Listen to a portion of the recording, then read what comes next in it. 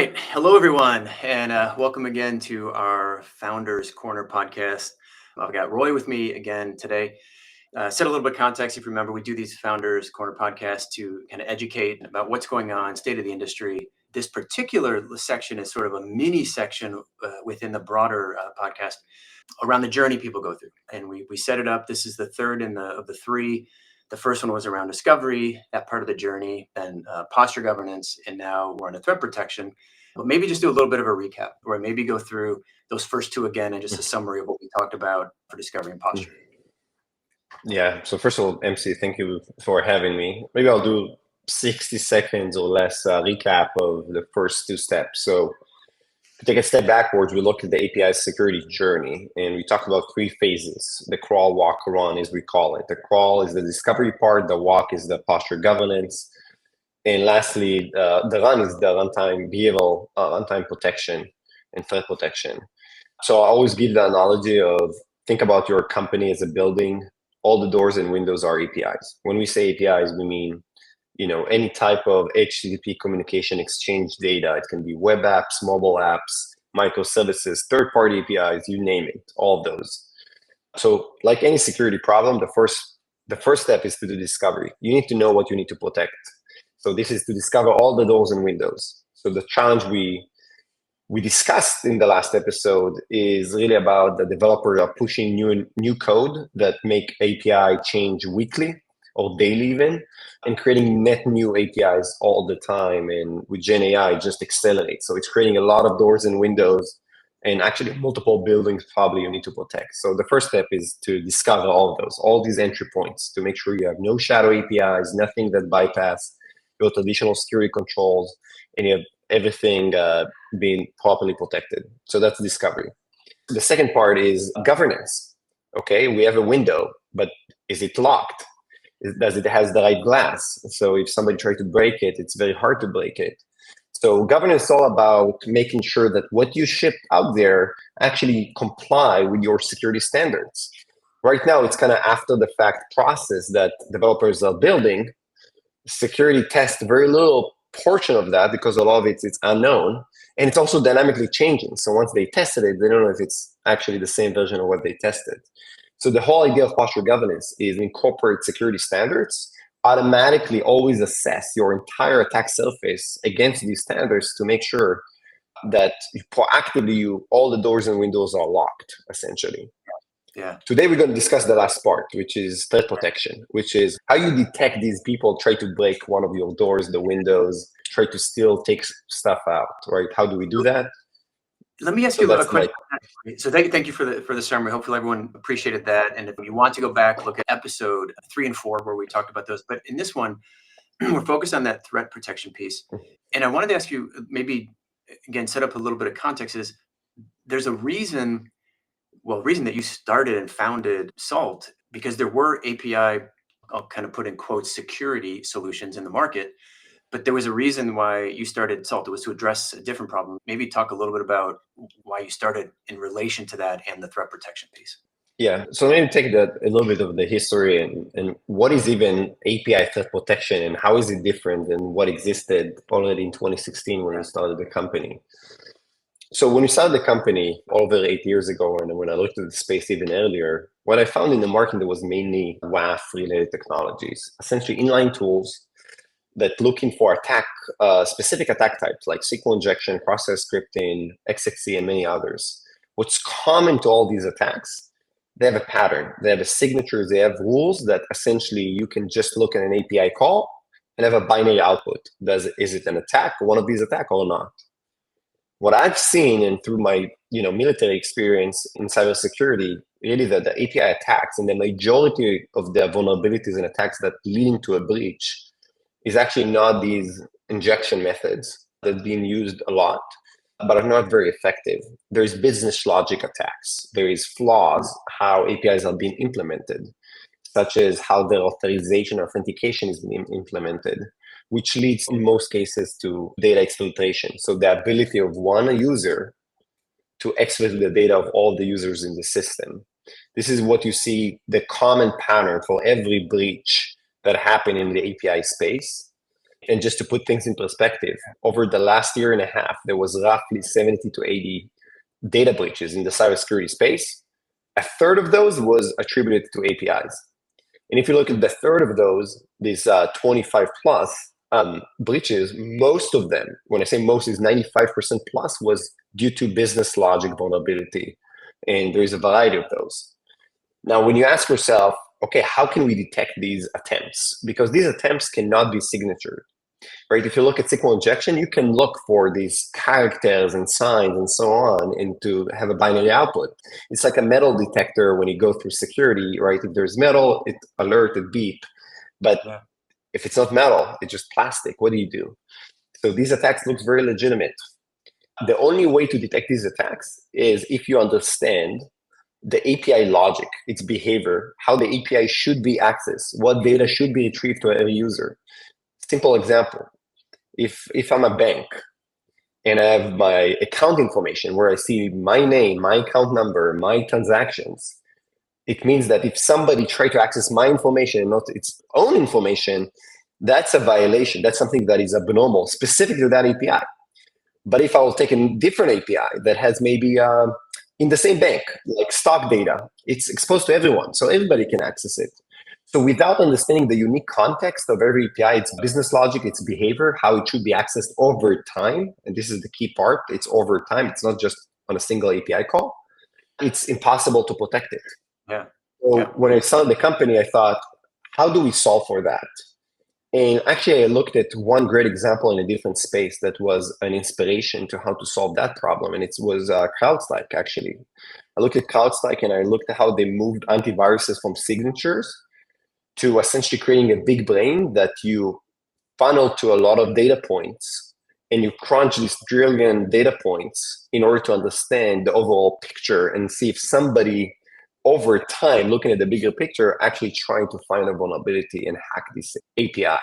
Yeah. So essentially what we built at Salt, and I'll explain through that what's really important. You need, first of all, to understand when something is abnormal. It doesn't mean it's malicious, but you need to understand if it's abnormal. If there's normal access to data, if there is abnormal access to a certain API, if they try to manipulate one of the parameters, and so on and so forth. But this is where most companies stop. They just flag anomalies. The problem is in our interrupt you for a second on that, Roy. So I think what you were saying, so that you need to understand that. And when you started the company, you were looking at some of the current solutions that were doing. They were saying they were doing API security, like the gateways or the WAFs. And I think what you're saying is like they couldn't do that. They weren't designed to do that. They were designed to solve a different problem. Yeah. So even back then, by the way, none of them even stated API security. It wasn't even a term when we started the company. Over time, they evolved, not the gateways, but the WAFs to start to incorporate APIs into their messaging. But really, it was the same methods, the same techniques, just putting it on APIs. It doesn't protect against business logic attack, behavioral attacks. Kind of similar to what you said with CrowdStrike, what they did within industry kind of to disrupt it, they were looking at the traditional solutions that were largely signature based and said, hey, there's a better way to do this looking at behavior. Yeah. It's a real parallel to this is that the solutions we're looking at, in a sense, signatures, not specifically signatures, but it wasn't looking at behavior at all. And so what you did was when you developed this technology on the threat side, it was to look more at the behavior or more the intent. Yeah. So first of all, there was, if I'll kind of double click on that, right, there was new technologies that were not available when these companies started. Big data became much more mature at the time. ML became much more mature. And I thought, if you can crunch and you can analyze billions of data points, and you can analyze them in real time, not taking a day to analyze all the data points and then give a conclusion, like in real time, getting billions of data points a day and be able to analyze them in real time, and correlate the events to each other. So when there is, I'll give you an example. I'll use the same analogy of the building. There is a big difference if somebody tried to open a locked door for the first time, or he tried 20 other doors in one of the windows and tried to break one of the windows, and then he tried to open another door. Looking at the history of actions give you the context to understand if the intent is malicious or benign. So what I saw over the years, other tools started to create, it was essentially anomaly detection, is trying to understand what's abnormal. But we found in our research that 99% of anomalies in APIs are actually benign. That actually false positive. So just different users be accessing APIs in different ways that are abnormal. Somebody has a long name. More than 99% of people. It doesn't mean it's an attacker, right? Yeah. Somebody has, multiple bank accounts, like 20 versus like 2 or 3 for most people, considered to be abnormal, but it's not malicious. So what we built here at Salt, we said we're going to take it step a notch. And we built this big data engine that first of all understand the anomalies part and based on what's normal behavior in very much granular details. We extract hundreds of behavioral attributes to understand what's normal behavior for these APIs, how you authenticate to it, what data should be accessed by who, how many, in what timeframes. So essentially we have unlimited context of weeks of data in order to understand, first of all, everything that happened, what's abnormal. But the most important thing that we built is actually the layer on top, is our intent engine. This is the layer that takes all these anomalies, correlate them to each other to really discern the intent behind it, to see if it was a benign attempt to open the door, quote unquote, that is locked, or it's the 10th attempt after trying to poke and prod multiple APIs. So what really differentiates us there is the ability to discern the intent and get the 1% of these anomalies that are actually malicious, and only that to surface to a company, to a customer. The second thing that really important when it comes to APIs is to understand the user, the identity behind these attacks, and not alert on transactions, on API calls. API attack, the reconnaissance phase, plus the exploit phase, and everything in between, is typically composed out of thousands, sometimes tens of thousands of API calls. And this is only one attacker. You have thousands potentially of attackers, depends on your profile. So it's impossible for a SOC team to be able to analyze every API call by itself or to do threat hunting in a lot of raw data, because we are talking about hundreds of millions of data points for even a single company, potentially billions. Depends on the size. So when we alert, we don't alert on, hey, somebody open a door. We say, Roy, try to open this door, this window, try to break this glass, and try to open this 10th door. Here's the full timeline of what happened. Here's the conclusion. And if you want to block it, you block the person. Like in that example, I'm the hacker. So you block me based on my authentication, my credentials, and so on. Because we want to mark, we want to kind of mark the user itself. Most API breaches happen actually from authenticated user. So they have one account, they want to leverage it to get access to all the accounts, do account takeover, data theft, and so on and so forth. Yeah. So similar the way credit score working in the US, right? You have your social security number, and they analyze all your actions, all your loans, all your payments over time, and they give you a score. It's the same concept what we do for APIs. We look at every user compared to what's normal access looks like. We look at all the actions to really determine is it truly an attacker looking to hack the API, steal data, or is just benign but abnormal behavior. Yeah. I'll pause here. Yeah. I said a lot. No, I think that's really good, because I think the key piece on that is this intent. And what we built and have trained over years and years and billions of transactions is understanding that intent. So to someone that's operating an API security solution, instead of trying to sift through, 2,000 or 3,000 potential alerts, it's almost unending because alerts continue to come in. We narrow that down and say, you may have got several thousand, but here's the 5 that have intent, and allows you to focus and get to the core of it. So I think that's pretty key on the intent piece. The other thing is that I missed there, and I think it's an important point that overlooked. The reason why to go to a big data and everything we've done to understand the intent and have the bigger context over time, the weeks of data, it's not just by filtering out the noise and detecting more attacks, is actually to detecting the low and slow attacks. One of the things that, if you look at the OWASP API top 10, that we at Salt kind of created the first version there and worked on it for 18 months to create the first version already 6 years ago. The number one attack vector to this date, even the new OWASP, is BOLA, Broken Object Level Authorization. The way to exploit BOLA, you get, in most cases, one data record per API call. So if you want to exploit rate 10 million records or million records, you need to do million API calls. So what attackers are doing are just doing it very slowly. They space the API calls because they know most tools, I would say, doesn't have the recollection of previous transactions. They look in the last 10 minutes. So what we did there, we said in order to be effective detecting those advanced versions of BOLA, you can do it, you can run million calls in a minute, but probably every tool will say something is off here, you get a million calls from one user. That's the easy detections. The trick is how you find the invasive ones, the ones that are doing it slowly under the radar. And without storing these contexts that hey, Michael here tried to did not just 10 calls in the last minute, they actually persistently try to do calls to get different user records. Every 10 seconds, he tried to attempt a new user records over the course of a day. It's impossible to know that there is something happening here under the radar.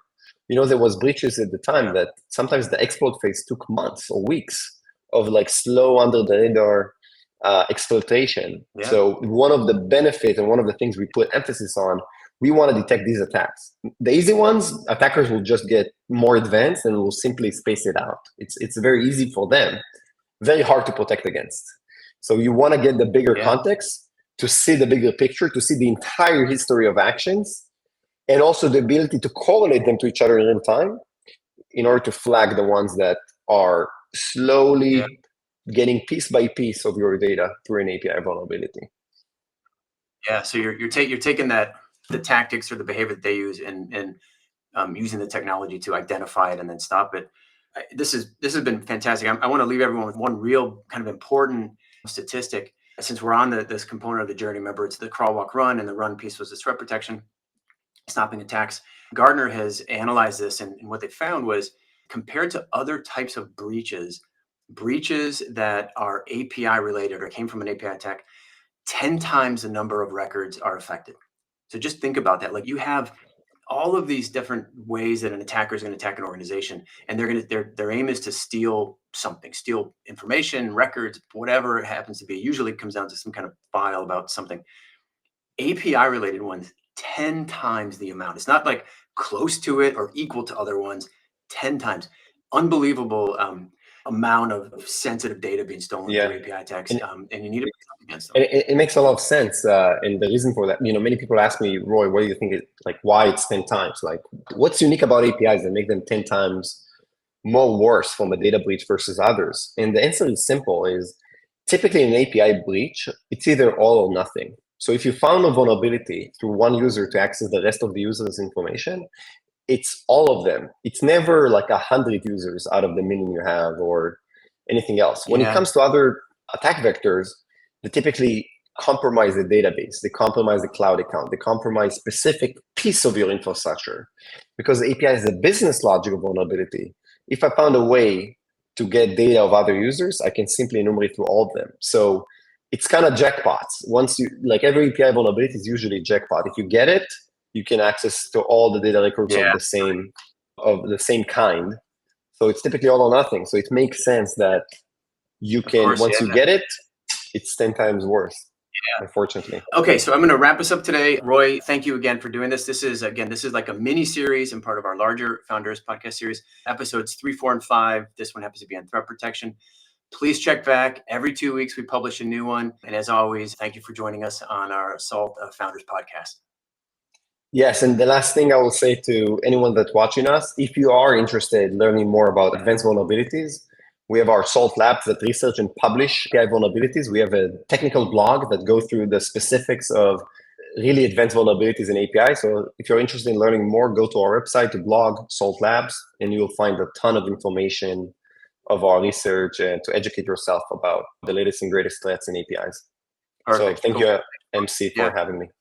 Yeah. Thank you, everyone, and we'll see you next time.